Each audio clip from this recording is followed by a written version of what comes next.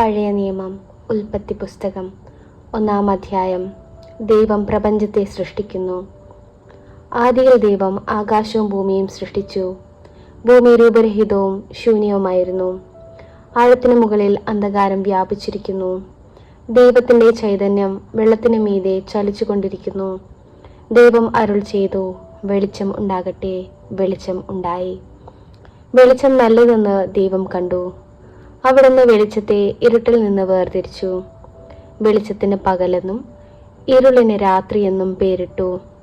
സന്ധ്യയായി പ്രഭാതമായി 1-ാം ദിവസം. ദൈവം വീണ്ടും അരുൾ ചെയ്തു, ജലത്തിന് മധ്യത്തിൽ ഒരു വിധാനമുണ്ടാകട്ടെ. അത് ജലത്തെ രണ്ടായി തിരിക്കട്ടെ. ദൈവം വിധാനമുണ്ടാക്കുകയും അതിന് താഴെയുള്ള ജലത്തെ മുകളിലുള്ള ജലത്തിൽ നിന്ന് വേർതിരിക്കുകയും ചെയ്തു. അപ്രകാരം സംഭവിച്ചു. വിധാനത്തിന് അവിടുന്ന് ആകാശമെന്നും പേരിട്ടു. സന്ധ്യയായി പ്രഭാതമായി 2-ാം ദിവസം. ദൈവം വീണ്ടും അരുൾ ചെയ്തു, ആകാശത്തിന് കീഴിലുള്ള വെള്ളമെല്ലാം ഒരിടത്ത് ഒരുമിച്ച് കൂടട്ടെ.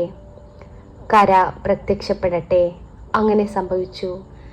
കരയ്ക്ക് ഭൂമിയെന്നും ഒരുമിച്ച് കൂടിയ ജലത്തിന് കടലെന്നും ദൈവം പേരിട്ടു. അത് നല്ലതെന്ന് അവിടുന്ന് കണ്ടു. ദൈവം അരുൾ ചെയ്തു, ഭൂമി എല്ലാത്തര ഹരിത സസ്യങ്ങളും ധാന്യച്ചെടികളും വിത്തുകൊള്ളുന്ന ഫലങ്ങളും കായ്ക്കുന്ന വൃക്ഷങ്ങളും മുളപ്പിക്കട്ടെ. അങ്ങനെ സംഭവിച്ചു. ഭൂമി എല്ലാത്തര ഹരിത സസ്യങ്ങളും ധാന്യച്ചെടികളും വിത്തുള്ള ഫലങ്ങളോട് കൂടിയ വൃക്ഷങ്ങളും മുളപ്പിച്ചു. അവ നല്ലതെന്ന് ദൈവം കണ്ടു. സന്ധ്യയായി പ്രഭാതമായി 3-ാം ദിവസം. ദൈവം വീണ്ടും അരുൾ ചെയ്തു, രാവും പകലും വേർതിരിക്കാൻ ആകാശവിധാനത്തിൽ പ്രകാശങ്ങൾ ഉണ്ടാകട്ടെ. അവ ഋതുക്കളും ദിനങ്ങളും വർഷങ്ങളും കുറിക്കുന്ന അടയാളങ്ങളായി തീരട്ടെ. ഭൂമിയിൽ പ്രകാശം ചൊരിയാൻ വേണ്ടി അവ ആകാശവിധാനത്തിൽ ദീപങ്ങളായി നിൽക്കട്ടെ. അങ്ങനെ സംഭവിച്ചു. ദൈവം 2 മഹാദീപങ്ങൾ സൃഷ്ടിച്ചു. പകലിനെ നയിക്കാൻ വലുത്, രാത്രിയെ നയിക്കാൻ ചെറുത്. നക്ഷത്രങ്ങളെയും അവിടുന്ന് സൃഷ്ടിച്ചു. ഭൂമിയിൽ പ്രകാശം ചൊരിയാനും രാവിനെയും പകലിനെയും നിയന്ത്രിക്കാനും വെളിച്ചത്തെ ഇരുളിൽ നിന്ന് വേർതിരിക്കുവാനും ദൈവം അവയെ ആകാശവിധാനത്തിൽ സ്ഥാപിച്ചു.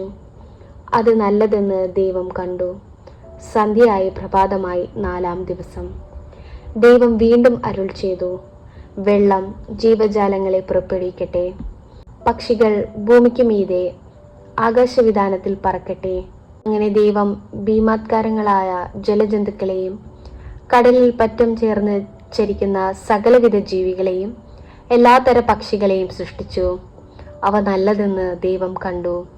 ദൈവം അവയെ ഇങ്ങനെ അനുഗ്രഹിച്ചു, സമൃദ്ധമായി പെരുകി കടലിൽ നിറയുവിൻ, പക്ഷികൾ ഭൂമിയിൽ പെരുകട്ടെ. സന്ധ്യയായി പ്രഭാതമായി 5-ാം ദിവസം. ദൈവം വീണ്ടും അരുൾ ചെയ്തു, ഭൂമി എല്ലാത്തര ജീവജാലങ്ങളെയും കന്നുകാലികളെയും ഇഴജന്തുക്കളെയും കാട്ടുമൃഗങ്ങൾ എന്നിവയെ പുറപ്പെടുവിക്കട്ടെ. അങ്ങനെ സംഭവിച്ചു. അങ്ങനെ ദൈവം എല്ലാ ഇനം കാട്ടുമൃഗങ്ങളെയും കന്നുകാലികളെയും ഇഴജന്തുക്കളെയും സൃഷ്ടിച്ചു.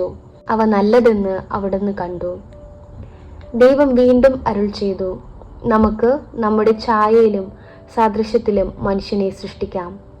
അവർക്ക് കടലിലെ മത്സ്യങ്ങളുടെയും ആകാശത്തിലെ പറവകളുടെയും നാൽക്കാലികളുടെയും ഭൂമി മുഴുവൻ്റെയും ഭൂമിയിൽ ഇഴയുന്ന സർവ്വജീവജാലങ്ങളുടെയും മേൽ ആധിപത്യം ഉണ്ടായിരിക്കട്ടെ. അങ്ങനെ ദൈവം തൻ്റെ ഛായയിൽ മനുഷ്യനെ സൃഷ്ടിച്ചു. ദൈവത്തിൻ്റെ ഛായയിൽ അവിടുന്ന് അവനെ സൃഷ്ടിച്ചു. സ്ത്രീയും പുരുഷനുമായി അവരെ സൃഷ്ടിച്ചു. ദൈവം അവരെ ഇങ്ങനെ അനുഗ്രഹിച്ചു, സന്താനപുഷ്ടിയുള്ളവരായി പെരുകുവിൻ, ഭൂമിയിൽ നിറഞ്ഞ് അതിനെ കീഴടക്കുവിൻ. കടലിലെ മത്സ്യങ്ങളുടെയും ആകാശത്തിലെ പറവകളുടെയും ഭൂമിയിൽ ചരിക്കുന്ന സകല ജീവജാലങ്ങളുടെയും മേൽ നിങ്ങൾക്ക് ആധിപത്യം ഉണ്ടായിരിക്കട്ടെ. ദൈവം അരുൾ ചെയ്തു, ഭൂമുഖത്തുള്ള ധാന്യം വിളയുന്ന എല്ലാ ചെടികളും വിത്തുകൊള്ളുന്ന പഴങ്ങൾ കഴിക്കുന്ന എല്ലാ വൃക്ഷങ്ങളും ഞാൻ നിങ്ങൾക്ക് ഭക്ഷണമായി തരുന്നു.